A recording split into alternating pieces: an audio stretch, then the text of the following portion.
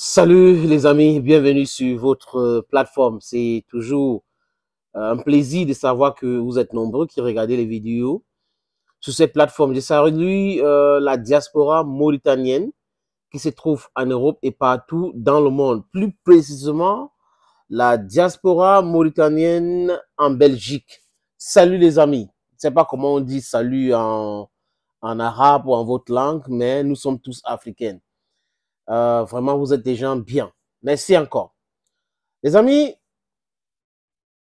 il y a certaines actualités que la presse occidentale s'assoit sur ça. C'est-à-dire qu'ils ne veulent pas vulgariser, amplifier ces informations-là.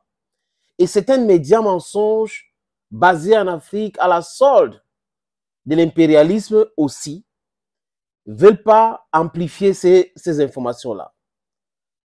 Concernant le Niger, est-ce que vous savez qu'il y a une réunion d'état-major de la CEDEAO ou ECOMOG qui avait échoué, lamentablement.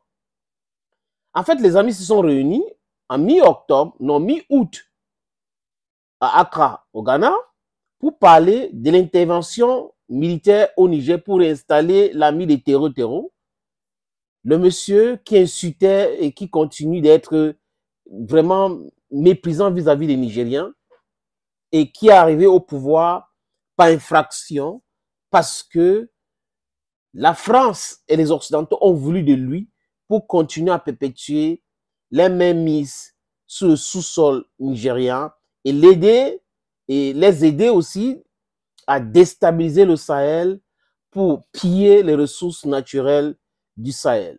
J'ai nommé Bazoum. Et là, l'Ashanti, dont on peut l'appeler le roi du Ghana, avait dit à Nana Akufo-Addo que nous ne sommes pas d'accord pour une intervention militaire au Niger. Ça va déstabiliser notre pays et les Nigériens sont des amis. Pour la petite histoire, les amis, c'est des Européens qui ont divisé l'Afrique, comme vous voyez actuellement. Donc, ce qu'on appelle les différents pays, les micro-États, là, c'est le travail des Européens.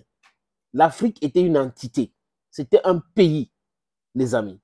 Et de peur qu'on se constitue pays pour dominer le monde, parce qu'on a déjà dominé le monde, on est le berceau de l'humanité, qu'est-ce qu'ils ont fait? Ils se sont réunis avec des armes, et parce que le nombre était de leur côté, les amis, je parle là de 450 millions de personnes à l'époque en Europe, et à l'Afrique, il y avait 144 millions de personnes. Vous voyez que c'était déséquilibré. Donc, ils ont décidé de venir diviser l'Afrique. D'abord, c'était de nous acheter. On était comme des bétails où ils utilisaient pour aller construire leur pays, l'esclavage. Et après, c'est la colonisation. Et quand ils partent, ils nous imposent des choses, des accords bidons, les conventions idiots, les amis. Et comme les chefs d'État à l'époque n'avaient pas assez d'expérience et qu'on avait uniquement les conseillers blancs, ils nous ont conseillé de signer ces choses-là. On a signé ces choses-là pour nous asphyxier. Et aujourd'hui, la jeune génération, avec le nombre, la démographie qui est de l'autre côté, on a bien compris, les amis. Donc, ils ne peuvent rien nous cacher aujourd'hui. Gone are the days when they were using mainstream media to manipulate our consciences. Now it's never the case because we too, we have this same information and we have other platforms on which we can publish this information. Everybody is connected. When they created these things, intelligence artificielle, the internet, they thought it would play a negative role in our development. But unfortunately for them, we're in a global village. Les amis, les chefs d'état-major devraient se réunir à Sokoto en fin octobre. Donc après août, écoutez, août, septembre, octobre, donc après 2 mois, ils se sont donné rendez-vous. Et que s'est-il passé, les amis? Ils sont arrivés bel et bien à Abuja, au Nigeria. Mais il n'y a jamais eu de réunion à Sokoto. Pourquoi? Parce que le caucus de sénateurs du nord du Nigeria avait déjà dit non à toute intervention militaire au Niger. Le nord a dit à cause de Boko Haram, qui est toujours un travail de l'impérialisme pour déstabiliser le Nigeria, tout le nord, parce qu'il y a le Californium au nord du Nigeria, et c'est très précieux pour les Occidentaux, les amis, vous allez comprendre. Il y a 325 000 personnes qui ont traversé les frontières de l'autre côté, donc ils sont au Niger. Si vous attaquez le Niger, ils vont rentrer en masse et ça va créer un problème grave. Et les gouverneurs du nord du Nigeria, les militaires du nord du Nigeria ont dit, nous ne voulons pas que notre région ou nos États soient déstabilisés. Le Nigeria, c'est une fédération. Et Tinubu a pris peur. Dans la réunion de fin octobre, c'était le 27 octobre, n'a pas eu lieu. Et personne n'en a parlé, les amis. Et là, c'est à partir là où ça a acté la démobilisation. Vous avez vu Ouattara, qui allait en France rencontrer Emmanuel Macron.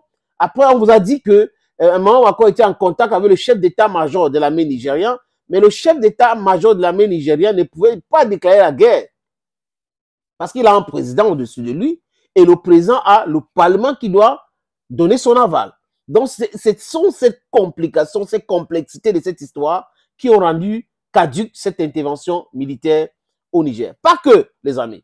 Les militaires aussi, en Côte d'Ivoire, avaient dit à Ouattara qu'il y a les éléments de Wagner bien entraînés, bien aguerris et bien armés au Niger. Et là, ils sont à la défensive, donc c'est facile d'en découdre avec ceux qui entrent. Et là, la peur et la panique les a pris. Qu'est-ce qu'ils ont fait? Certains ont commencé à démobiliser. Patrice Talon a dit quoi? Bon, nous voulons envoyer les aides au Niger parce que lui, il a tué le port de Cotonou. Alassane Ouattara a tué le port d'Abidjan qui est devenu très cher aujourd'hui. Et idem pour le port de Cotonou. Vous voyez donc des gens qui disent qu'ils sont intelligents alors qu'ils sont en mission de déstabilisation et de destruction de leurs différentes économies.